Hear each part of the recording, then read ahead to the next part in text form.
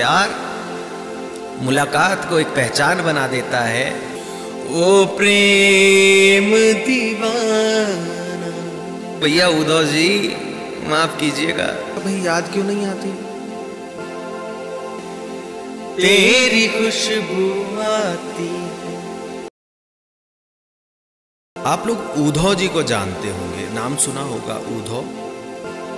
उद्धव कृष्ण जी के परम सखा, परम मित्र रहे हैं। एक बार उन्हें घमंड हो गया अपने ज्ञान पर, क्योंकि वो ब्रह्म ज्ञानी थे। तो उन्हें लगता था कि भाई प्रभु को पाने का सबसे अच्छा जो माध्यम है वो ज्ञान है, जो शास्त्रों में बताया गया है या अपने जो और पुस्तकों में जो बताया गया है परमात्मा तक पहुंचने का जो रास्ते बताए गए हैं, तो वो रास्ते ही मात्र रास्ते हैं, बाकी और कुछ नहीं होता। तो उद्धव जी जो थे वो सोचते थे कि gyan marg is the best way to find the God. तो कन्हैया जी को जब ये बात पता लगी तो उन्होंने कहा कि नहीं, अभी ज्ञान हुआ है पर इतना नहीं हुआ है, तो लगता है आपको बताना पड़ेगा असली ज्ञान क्या होता है, आपका घमंड भी, ताकि उसमें क्षीण हो जाए, खत्म हो जाए। तो उद्धव जी को एक चिट्ठी लिख करके दे दी कन्हैया जी ने और कहा कि जाओ वहां पे गोपियां मिलेंगी, उनको दे देना। तो उद्धव जी कहने लगे, अरे इतने से काम के लिए कन्हैया मुझे क्यों भेज रहे हो, इसको तो कोई भी दे आएगा उन्होंने। तो कन्हैया जी ने कहा कि नहीं नहीं, ये आप ही दे करके आइए, बहुत ज़रूरी है। तो उस टाइम भोजपत्र चला करते थे, तो उनको पाती कहा जाता था। और जब ये कन्हैया जी की बात सुनी तो उद्धव जी वो पाती लेकर के गोकुल की तरफ रवाना हुए। तो जब वहां पहुंचे और गोपियों से मिले निधिवन, वृंदावन में जाकर के, तो निधिवन में जाकर के जब वो मिले उनसे, या जहाँ भी मिले होंगे, मुझे अच्छा प्रॉपर अभी है नहीं इतना याद, भाई अनपढ़ गंवार आदमी हूँ तो थोड़ा इधर उधर हो जाए तो संभाल लीजिएगा, क्योंकि प्रेम की बात है तो प्रेम से ही हो जाती है। तो जब ये वहां पे पहुंचे तो कहा कि भाई गोपियों तुम्हें याद नहीं आती है कन्हैया की? तो गोपियां कहने लगी कि भाई याद हमें तो नहीं आती। तो उद्धव जी चकित हुए कि भाई ऐसा कैसे? कन्हैया जी तो कह रहे थे कि गोपियां मुझे बहुत याद करती हैं। तो उद्धव जी ने कहा, भाई याद क्यों नहीं आती? अच्छा सुनो, प्रभु को पाने का एक सरल मार्ग है, थोड़ा ज्ञान प्राप्त करो, प्रभु तक पहुंच जाओ। तो गोपियों ने बड़े अच्छे से जवाब दिया और कहा, हम प्रेम दीवानी है, वो प्रेम दीवाना। हम प्रेम दीवानी है, वो प्रेम दीवाना। है उद्धव हमें पोथी न पढ़ाना,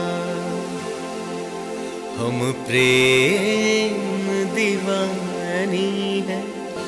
कि उद्धव तुम ये पोथियों की बात कर रहे हो ना, किताबों की बात कर रहे हो, ये भैया अपने पास रखो, हमें जरूरत नहीं है इसकी, क्योंकि भक्ति मार्ग, प्रेम मार्ग, उससे सरल कोई मार्ग नहीं। क्योंकि ज्ञान मार्ग, अगर आप ज्ञान मार्ग से जाना चाहोगे, तंत्र मार्ग से जाना चाहोगे, मंत्र मार्ग से जाना चाहोगे, तो उसमें विधि विधान होते हैं, गलतियों की गुंजाइश नहीं होती, क्योंकि फ्रीक्वेंसीज पे काम हो रहा होता है।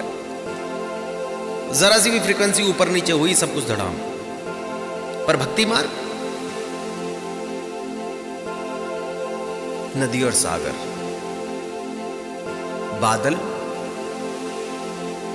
और बरसात, मतलब सोच नहीं सकते हैं कि प्यार का रास्ता इतना अच्छा निकाला गया। इसीलिए धर्म कोई सा भी हो, दुनिया का कोई सा भी धर्म हो, उसमें बस एक चीज बताई गई है कि भैया प्यार मुलाकात को एक पहचान बना देता है, ये वीराने को भी गुलिस्तान बना देता है। और मैं आप बीती कहता हूं किसी गैर की नहीं, कि इश्क इंसान को भी भगवान बना देता है। तो जब उद्धव जी वहाँ पे पहुँचे, जब ये बातें सुनी तो वो बड़े चकित हुए, कहने लगे अच्छा ये तो पागल हो गई है, कौन इनसे झक मारे। अच्छा एक काम करो, ये कन्हैया ने चिट्ठी पे भेजी है, ये पकड़ो, मैं चलता हूँ यहाँ से। तो सोचने लगे गोपियाँ तो बड़ी खुश होंगी, तो जैसी चिट्ठी पकड़ाई उनको तो गोपियों ने वो चिट्ठी फाड़ दी। तो जब वो चिट्ठी फाड़ी गई तो उद्धव एकदम चकित हुए और कहने लगे अरे भाई तुमने फाड़ क्यों दी? कन्हैया ने वहाँ से तुम्हारे लिए पैगाम भेजा था, आपके लिए कुछ लिख करके कुछ बातें भेजी थी। अब देखिए भक्ति प्रेम कितना जबरदस्त रहा होगा कि वो कहने लगी उद्धव तुम भय बौरे पाती लेके आए दौड़े। बौरे मतलब पागल हो गए हो, पाती चिट्ठी को कहा कि दौड़े दौड़े आ गए तुम ये चिट्ठी लेकर के। उद्धव तुम भय बौरे पाती लेके आए दौड़े, हम या को कहाँ रखे यहाँ रोम रोम शाम है। हम या को कहाँ रखे यहाँ रोम रोम शाम है, या को कहाँ रखे यहाँ रोम रोम शाम है। कि भैया उद्धव जी माफ कीजिएगा, ये चिट्ठी रखने के लिए जगह नहीं है हमारे पास, कि हमें तो जहां भी देखते हैं कन्हैया नजर आता है, हमारे रोम रोम में कन्हैया बसा है। और जब रोम रोम में बस गया तो सोचिए कहाँ कितनी बारीकी की बात हो रही है कि कण कण में प्रभु वास करते हैं। यानी कि रोम रोम, रोम मतलब शरीर में जो छिद्र होते हैं, जैसे पसीना बाहर आता है, उसे आप नॉर्मली देख नहीं सकते, पर वो कह रही है कि वो जो खाली जगह है ना, हमने उस खाली जगह में भी कृष्ण को रखा है, भरी की तो पूछो। हम या को कहाँ रखे यहाँ रोम रोम शाम है, या को कहाँ रखे यहाँ रोम रोम शाम है। आशा करता हूँ आपको पसंद आए, अच्छा लगे, और चैनल को लाइक करिएगा, वीडियोस को लाइक करके शेयर कर दीजिएगा, सब्सक्राइब कर दीजिएगा। हम अभी नए नए आए हैं, अभी परिवार बनाने में टाइम लगेगा, आप सबों से मिलने में टाइम लगेगा, अभी देखते हैं कि आप तक कब तक पहुंचते हैं। पर हाँ, सब्सक्राइब वगैरह सब कर दीजिएगा। हम आपको छुपी हुई जगहें, अपने इतिहास के बारे में, अपने जो सनातन धर्म इतना पवित्र माना जाता है, इतना अच्छा माना जाता है, उसका कारण, क्योंकि एक बहुत अच्छी सुनी थी मैंने, कुछ लाइनें थी, नए घड़े के पानी से जब मीठी खुशबू आती है। आवाज सही नहीं आ रही थी ना, तो इसलिए अपना आप एडजस्ट हो गया है।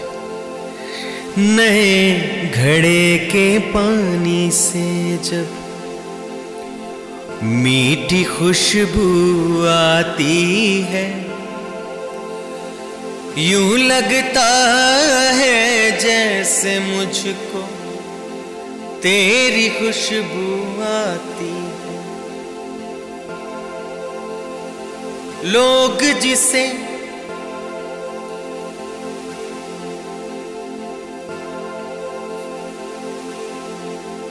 कई लोग कहते हैं ना मूर्ति पूजा करते हैं, मूर्ति पूजा करते हैं, मूर्ति पूजा करते हैं। तो भैया ध्यान से सुनना, जो भी सोचते हैं ना कि मूर्ति पूजा करते हैं, ये तो एक बहुत मोटा सा उदाहरण दे रहा हूँ, छोटे छोटे थोड़ा बाद में दे दूंगा, पर आपको पता लग जाएगा मूर्ति पूजा करना गलत नहीं है। उसके पीछे वैज्ञानिक तत्व जुड़े हुए हैं, वैज्ञानिक कारण हैं, साइंटिफिक रीजंस हैं उसके पीछे। अभी तक आप लोगों तक पहुंचाए नहीं है वो किसी ने, तो मैं कोशिश करूंगा आप तक वो सब चीजें पहुंचाने की। लोग जिसे पत्थर कहते थे, मैंने उसको फूल कहा। लोग जिसे पत्थर कहते थे, मैंने उसको फूल कहा। जिसने जैसा सोचा उसको वैसी खुशबू आती है। यूं लगता है जैसे मुझको तेरी खुशबू आती है। तो आपको वीडियो कैसी लगी प्लीज़ कमेंट करके बताइएगा, शेयर कर दीजिएगा, सब्सक्राइब करिएगा ताकि आने वाले टाइम पे बहुत सारी ऐसी ऐसी बातें आप तक पहुंचा सकूं और ऐसी ऐसी लाइनें आपको सुना सकूं। बहुत बहुत धन्यवाद।